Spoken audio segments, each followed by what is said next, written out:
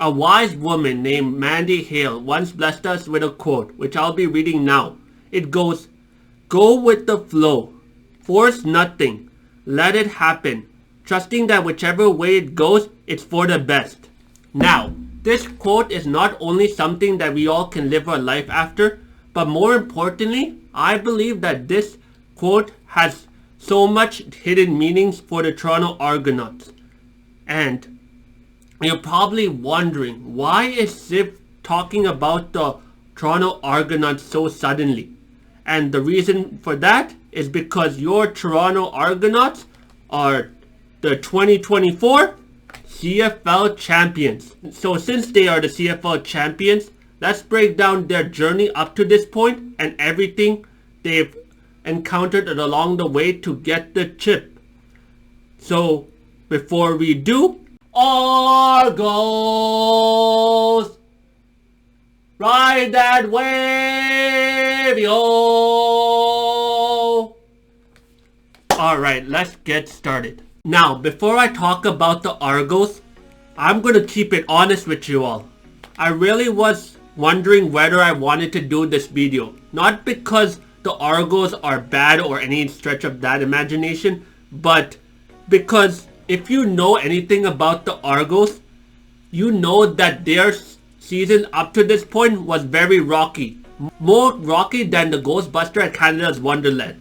But despite that, as I continued to think about it, I realized that if you're from Toronto, like me, it doesn't really matter which team supporting, whether that be the Raptors, the Blue Jays, the Leafs, the Toronto FC, or any other team outside of Toronto.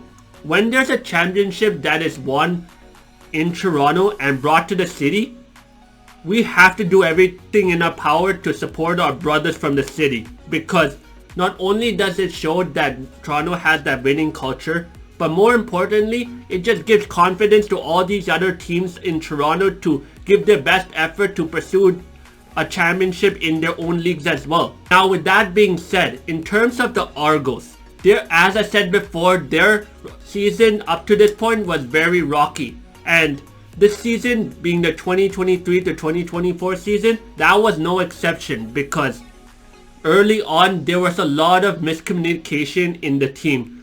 Not only from a play-by-play perspective, but also in the locker room, because people didn't really know who was going to be playing and who didn't.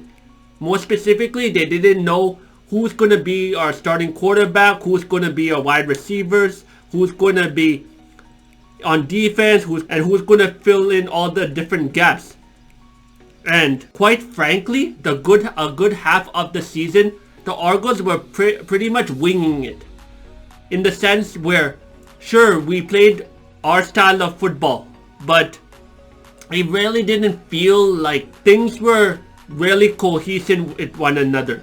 And honestly, there was a point in this season where it really was a doubt on whether the Argos could make it to the playoffs and win that championship. But one day, and honestly, this day could be a blessing in disguise for the Argos, because one day our starting quarterback for the Argos, being Chad Kelly, this guy went down with a leg injury, and unfortunately that became a season-ending surgery. And honestly, while everybody in the Argos and the Argos fan base was very devastated in the news, I personally believe that it was a blessing in disguise, because after that point, the Argos decided to come together and basically say, screw what every other CFL team thinks of us. Up to this point, we know who we are, we know what we've done, we know how to win, so let's go and get that championship. And that's basically what they did. Leading the way by our backup quarterback, which now is our starting quarterback, being Nick Arbuckle. He let it be known to the whole CFL world that the Toronto Argonauts are not a team that are going to have the same mistakes that they had early on in the season, and instead we're going to do everything in our power to help the team win. And when you have wide receivers like Dejon Brissett and Jerion Grant on your roster, well, for lack of a better word, it just makes the whole situation and the whole goal of winning a championship that much more possible. Because if you know anything about those two players, you know that they love to win through adversity. And quite frankly, the Argos had a lot of that in the season. So that, I believe, is what the Argos channeled in the majority of the season to get to this point. Now, finally, we gotta talk about the Argos playoff push as well as their championship game. Because, let's be honest with each other, the opponents that the Argos faced were no walk in the park. We're talking about the Ottawa Redblacks, the Montreal Alouettes, and the Winnipeg Blue Bombers. All three of these opponents are very formidable in their own right.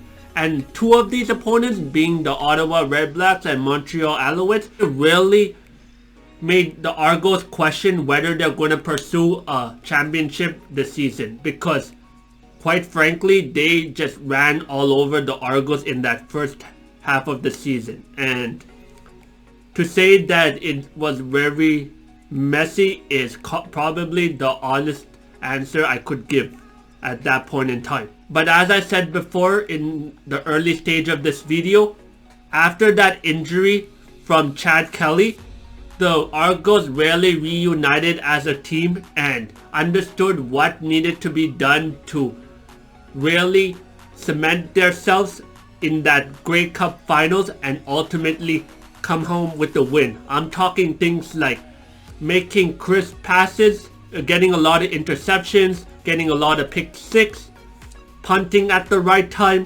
and things of that nature. Basically everything that needed to be done in order to play the championship style football game and ultimately understand that there is no tomorrow and today's all we got.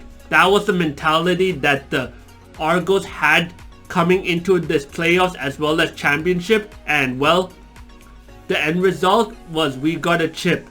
Now, in terms of the Argos championship performance, there's two people that I would like to shout out. Number one is Nick Arbuckle being our quarterback, and two is our wide receiver being Dejon Brissett. The reason is because when you notice how these two were playing, especially in that championship game, more specifically in that second half, you can honestly say that those two players were the driving force for really bringing the team together as a collective, especially with things not going in our way in that first quarter to a bit of that first half, because the Blue Bombers were really trying to make a statement on how this game was going to be played, but those two players understood that no, we're not going to play to their play style, we're going to do our play style, and we're going to make an impact so big that there's no way for the Blue Bombers to come back and make this a game. And that's what exactly they did, because not only did they force the Blue Bombers to make careless throws which caused interceptions, but more importantly, they really got into the opponent's heads. And that is something that I really like coming out of that championship game. Because in football, once you get into an opponent's head, there's really nothing else that they can do, because at that point they're just playing catch up and you already set the tone of this game. And kudos to both of those players for understanding that completely, especially in that second half, which I believe is the reason why we were able to just extend our lead as much as possible and the championship being ours with that massive score that we had. Argos came away with this championship with a score of 41-24. So yeah, overall this season from the Argos is one that you wouldn't really say was the best of circumstances for them, especially with how it started off early on. But shout out to them for constantly fighting back and bringing home that championship, which Toronto is super proud of, because I hope that it will motivate all the other teams in Toronto to continue to work hard and ultimately bring a chip to their sport teams as well. And with that being said, we'll just have to see how the Argos respond next season as well. So with that being said, Thank you all so much for watching this video. I know it's kinda unexpected, but as a person from Toronto, you know I had to show love to the Toronto Argonauts for their championship. And I really hope you continue to support me in all my future videos. And until next time, Civ signing out.